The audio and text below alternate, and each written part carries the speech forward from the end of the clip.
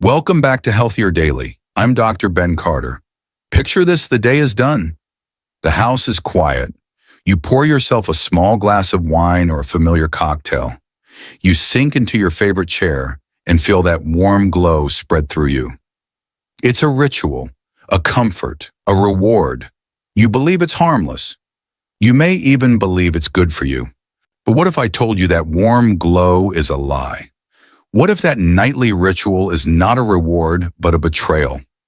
A chemical traitor you invite into your home every night that patiently waits for you to fall asleep before it begins its devastating work on your brain. Because while you sleep, that harmless drink can trigger a cascade of events thickening your blood, spiking your blood pressure, and inflaming your arteries that culminates in the ultimate neurological catastrophe, a stroke. You go to bed feeling relaxed and wake up in a world you no longer recognize. A world where your thoughts are trapped behind a wall of silence, where one side of your body is a stranger, where the independence you've spent a lifetime building is erased in a single silent moment. For decades, we've been told a dangerous myth that a little red wine is good for the heart. For anyone over 60, that myth isn't just wrong, it's deadly. And today we are going to expose it. We are not just sharing tips. We are putting that glass of alcohol on trial, and I will act as the prosecutor presenting the scientific evidence against it. Presiding over this critical hearing is a man whose wisdom serves as our guide, Dr. Shigeaki Hinohara. Thank you, Dr. Carter. The charges you lay out are serious, and they must be. This is not a trial against pleasure. It is a defense of life itself, a defense of memory, of dignity, of the clarity that allows us to cherish our final chapters. Before any of us can pass judgment on our own habits, we must first have the courage to hear all the evidence, no matter how uncomfortable it may be. Well said. To begin, we need to know who is in the courtroom with us today.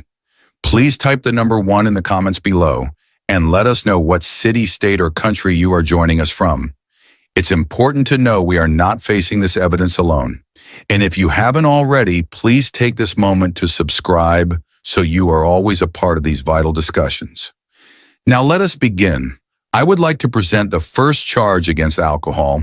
So Dr. Hinohara, let's confront the first and perhaps the most dangerous lie about alcohol, that many seniors still believe the idea that just a little bit, especially a glass of red wine, is actually good for your heart and overall health.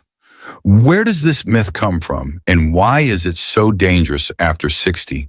This myth is dangerous because it contains a kernel of truth from past research, which has since been widely misunderstood and misapplied.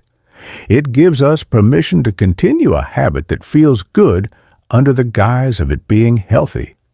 But for an aging body, this healthy habit is a deception.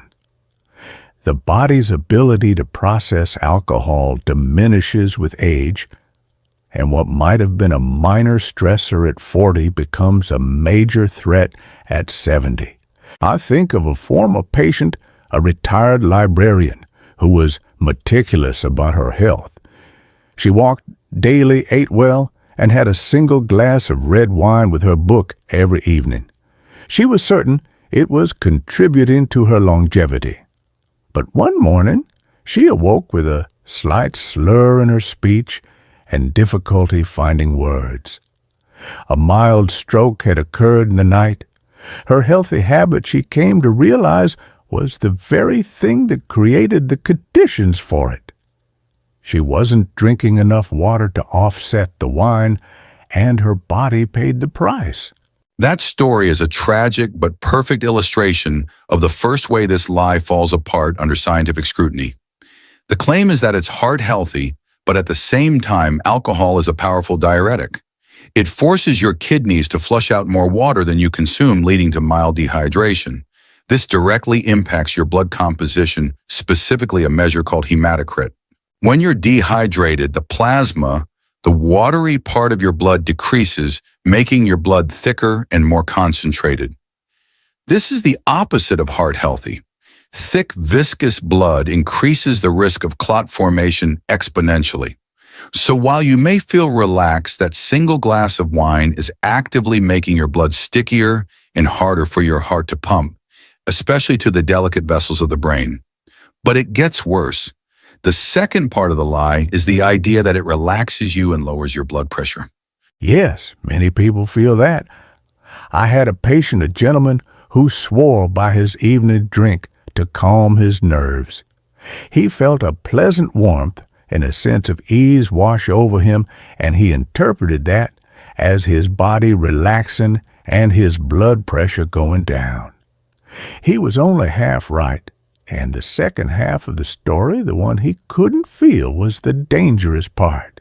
That warm, relaxed feeling is caused by an initial temporary drop in blood pressure due to vasodilation, your blood vessels widening. This is the bait. The switch happens hours later while you sleep. As your body metabolizes the alcohol, it triggers a powerful rebound vasoconstriction.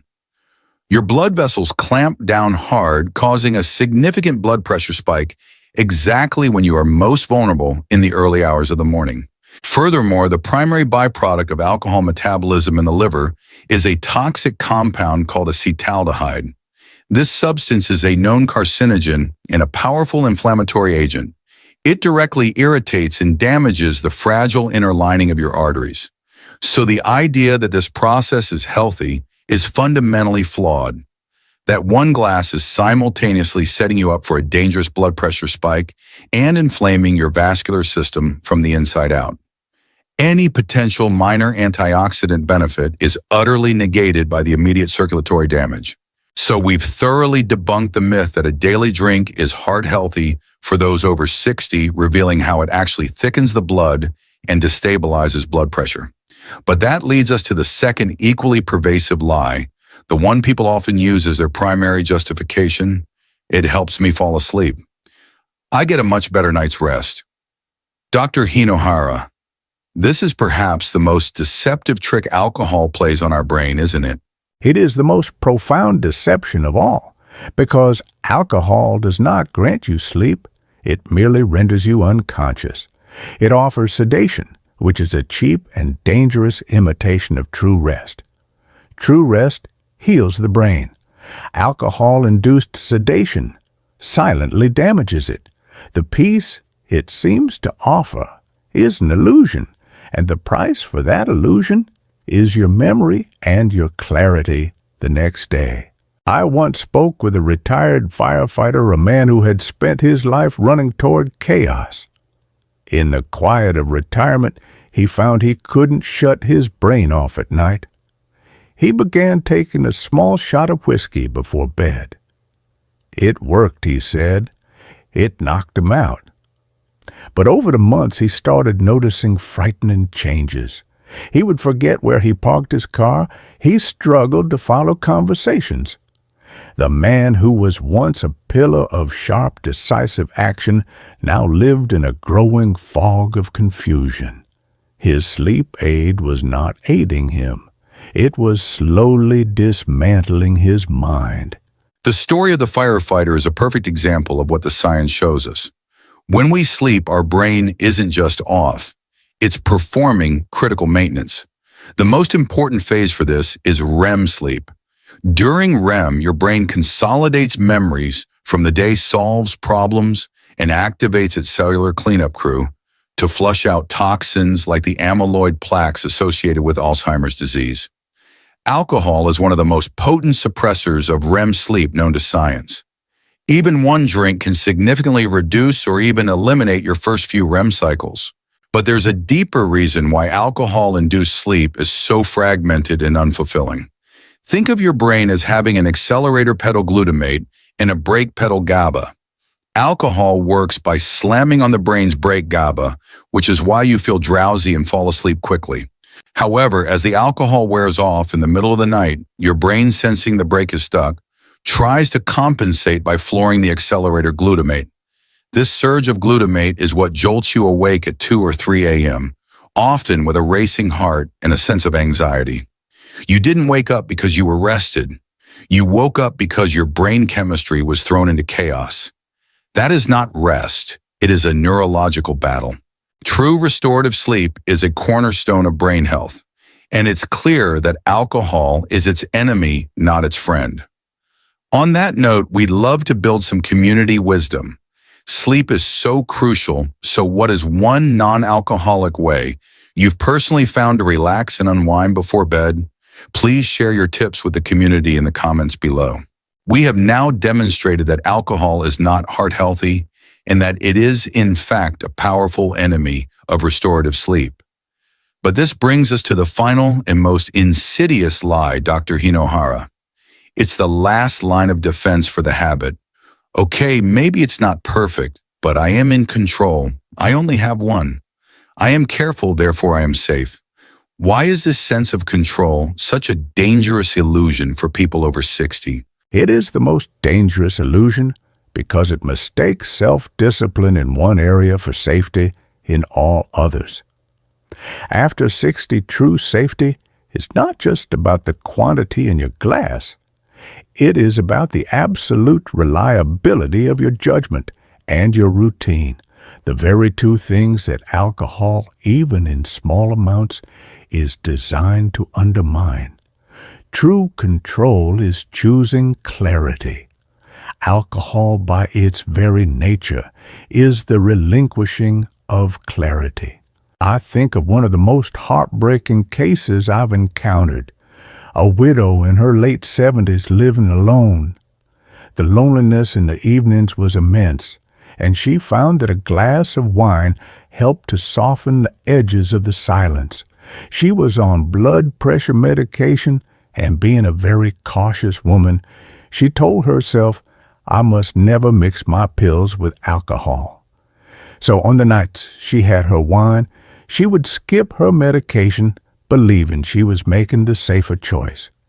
She had no idea that this cautious act was the equivalent of disarming her home security system right before a burglar arrives. That story is absolutely critical for everyone to hear because the science on this is unequivocal. For essential medications that manage your circulatory system, consistency is not just important, it is everything. Your body depends on a steady level of that medication to keep things stable. When you skip a blood pressure pill, you leave your body completely undefended against the natural blood pressure spike that occurs in the early morning, which we've already established is made even worse by alcohol's rebound effect. If you're on a blood thinner like warfarin, the interaction is even more perilous. Alcohol can dangerously amplify the drug's effect, dramatically increasing the risk of a catastrophic brain bleed. Her safe choice was in fact the most high-risk decision she could have made. The illusion of control led her to create the perfect storm inside her own body. And there was another layer to this. Let us imagine for a moment that this same woman sitting alone after her drink felt the first subtle warning signs of a stroke, a tingling in her fingers, a slight confusion. In a state of perfect clarity, she might have been alarmed. But with her judgment slightly softened by the alcohol, it is far more likely she would dismiss it, telling herself, I'm just tired, or it's just the wine. The substance that contributes to the problem also masks its arrival. Exactly. It robs you of your ability to be your own first responder.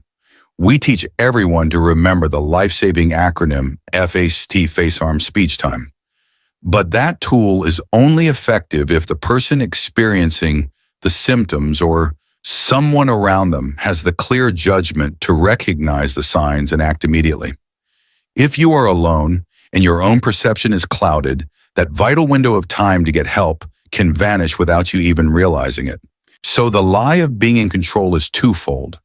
You are not in control of your body's chaotic internal reaction to the alcohol, and you are not in full control of your ability to respond to a crisis. True safety for anyone over 60 is found in unwavering consistency and a clear mind, not in the moderation of a known risk. So today we have dismantled the 3 most dangerous lies surrounding alcohol for people over 60. We've shown that the heart-healthy myth is false, revealing the clear link between alcohol and stroke risk. We've seen that it doesn't aid sleep, but instead wages war on your brain health over 60. And we've learned that the idea of being in control is an illusion when judgment is impaired. The science is clear that nightly drink contributes to the dangerous blood pressure spike in the middle of the night. And for many, it can also be a primary trigger for serious heart arrhythmias like atrial fibrillation. Understanding this is not about fear. It is about empowerment. It is about making informed, healthy living choices based on the most current science, not on outdated myths. Yes, the purpose of this discussion was not to take pleasure away from you. It was to invite you to find a deeper, more authentic source of peace. The quiet calm that many seek at the bottom of a glass can never compare to the profound peace that comes from a clear mind, a mind that is sharp, present, and fully able to cherish every memory and every moment. That is the ultimate reward. That is the health you deserve. Choosing clarity over sedation is the highest form of self-respect. A powerful and perfect summary. Dr. Hinahara, thank you once again for your incredible wisdom. And to every member of our Healthier Daily community, thank you for your courage in facing this difficult topic with us. If you found this information valuable, please like this video and share it with a friend or family member who needs to hear it. And if you have not already, please subscribe to our channel so you never miss these life-changing conversations. Now for our final question to you. After hearing these myths debunked, what is one positive choice you will commit to for your health starting tonight? Share your commitment in the comments below. Your story may be the inspiration someone else needs to see. Before we sign off, it is important that you remember the information presented in this video is for educational purposes only and is not intended to be a substitute for professional medical advice, diagnosis, or treatment. Always seek the advice of your physician or another qualified health provider with any questions you may have regarding a medical condition. I'm Dr. Ben Carter. Be well, and we'll see you next time.